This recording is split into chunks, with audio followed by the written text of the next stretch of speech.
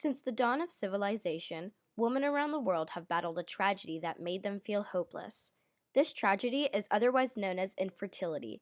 Infertility problems such as fallopian tube damage, ovulation disorders, and endometriosis have caused women to lose their dream of having a family of their own. Women with infertility problems had no faith in conceiving a child of their own. 1 in 8 couples sadly suffer from infertility. This tragedy, however, drove 2 doctors extremely hard to create a medical solution.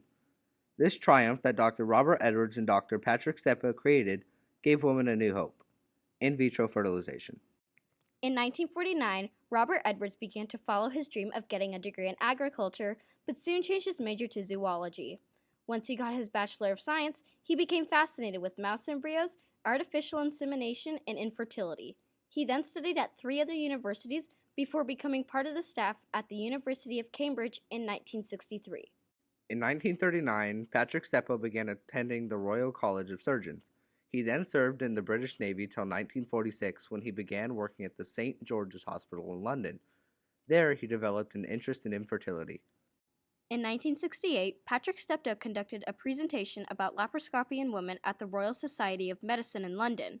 Laparoscopy is a surgical procedure that is less invasive. The procedure is performed by inserting a small tube into the abdomen or pelvis of a patient. Robert Edwards attended this presentation, and it was here that he and Steptoe decided to collaborate. Before Edwards and Steptoe, in vitro fertilization was attempted but was never successful in humans. The history of IVF dates back much further, starting in 1878 with embryologist Samuel Leopold Schneck. Schneck worked with rabbit and guinea pig eggs, and he noted that cell division occurred after the egg was fertilized. The second attempt of in vitro fertilization dates back to the year 1934, when Gregory Pincus and Ernest Esmond tested on rabbits. The 2 scientists both claimed to have produced the first successful pregnancy, but a later analysis shows that their fertilization technically occurred in vivo, or in body. And the last significant event before Edwards and Steptoe was in 1951, with scientists Colin Russell Austin and Mincha Chang. Chang and Austin discovered that the sperm had to mature in certain stages before fertilizing an egg. In 1959, Chang was successfully able to impregnate a rabbit using IVF, but in vitro fertilization was still not used on humans. In 1969, Robert Edwards and Patrick Steptoe set up a research laboratory to conduct more research towards using in vitro fertilization on humans. Their first step towards successfully using IVF was finding volunteers. Steptoe would perform laparoscopic procedures on women after asking them to have a sexual intercourse with their significant other, to gather sperm and eggs to test on. Edwards and Steptoe would attempt to fertilize those eggs via in vitro. During the same time, Edwards and his PhD student Barry D. Bavister developed a culture medium to use in vitro fertilization on hamster eggs. This medium that Bavister developed impressed Edwards so much that he decided to try it on human eggs. Edwards and Steptoe tried to fertilize eggs over the course of 40 hours, and 18 out of the 36 eggs had been fertilized. This success was so astonishing that the 3 men wrote a paper about the early stages of in vitro fertilization, but unfortunately the feedback received was extremely negative.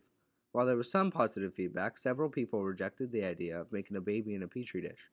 Several religions announced that their work was morally wrong, and newspapers such as The Times claimed that the test tube time bomb would explode into eugenics and human cloning.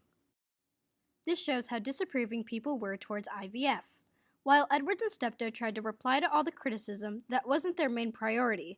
Their biggest problem that they were facing was the fertilized eggs using in vitro were dying very quickly, but their research was improving. In 1976, Robert Edwards and Patrick Steptoe met a couple named Leslie and John Brown. Leslie had been trying to conceive for years and years, but had blocked fallopian tubes. Her doctor had told her about the work Edwards and Steptoe were doing, and she immediately knew that she had to contact them. And it just so happened that Edwards and Steptoe were looking for new volunteers. In November of 1977, Leslie went through an experimental IVF procedure to retrieve an egg to fertilize with John's sperm. Successfully, Edwards and Steptoe fertilized the egg via in vitro and implanted the embryo in Leslie's uterus. On July 25th of 1978, Louise Joy Brown was born via C-section at the Royal Oldham Hospital. Leslie and John finally had a baby of their own, which they thought to be impossible. Robert Edwards and Patrick Steptoe had finally thought they had proved to the world that in vitro fertilization could provide women battling infertility the hope of conceiving a child of their own. Yet it was almost instantly after Louise Brown was born the 2 doctors had to face public scrutiny. In vitro fertilization was judged with millions of ethical and legal questions around the world. People such as the Pope and other religious leaders expressed their opinions in the form of criticism.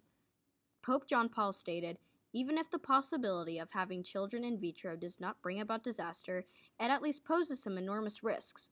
For example, the natural ability to conceive sometimes produces, as a result, malformed children. Won't the ability to conceive artificially produce more?" Thus, he believes that in vitro fertilization will only produce abnormal children. Several articles were released at the same time stating IVF was extremely unethical. This negativity towards the new breakthrough remained. While Leslie was sent positive letters from mothers who also struggled with infertility, questionable items were also sent to her. One package in particular was bringing a message of harm to the family. Leslie claims, "I found a small jewelry-style box with the words test tube baby printed on a sticker, with an image of some baby footprints.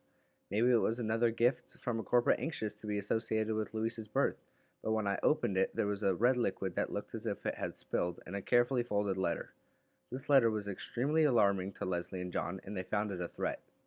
As Louise grew up as the first test tube baby, people still questioned the idea of in vitro fertilization. Here is an interview of Louise talking about an experience in public.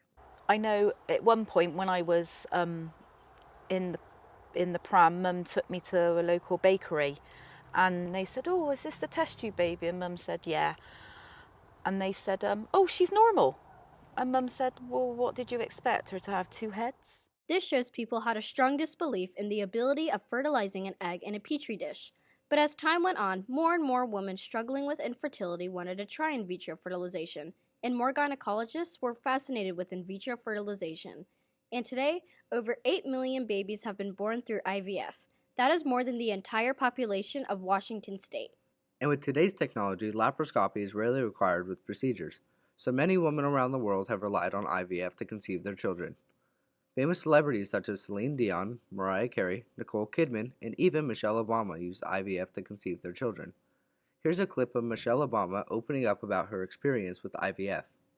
It turns out that even two committed go-getters with a deep love and a robust work ethic can't will themselves into being pregnant. She did get pregnant, but then weeks later, she miscarried. I felt lost and alone, and I felt like I failed because I didn't know how common miscarriages were, because we don't talk about it. We sit in our own pain, thinking that somehow we're broken. She reveals that it was with the help of infertility treatments that Malia and then Sasha were finally conceived. This shows that someone even as superb as Michelle Obama can struggle with infertility, but the medical breakthrough Robert Edwards and Patrick Steptoe created has provided women struggling with infertility the ability and hope of conceiving a child of their own. Not only is IVF used for women who are struggling with infertility, it is used for cancer patients who want children as well. Due to certain cancer treatments, women's eggs can die and women's reproductive organs can fail as well. But with today's technology, doctors are able to freeze and keep women's eggs for women who want to have children in the future. This freezing process is also used for male cancer patients if they want to freeze their sperms. In vitro fertilization is also used on animals. The cows in most farms that are killed for meat products are usually reproduced through IVF. This is done so several cows can be produced for more meat products. IVF is also used on dogs, horses, and other animals to breed. If it weren't for the work of Robert Edwards and Patrick Steptoe, women would still be battling infertility to this day. Infertility was and still is a tragedy that has ruined the lives of millions of women.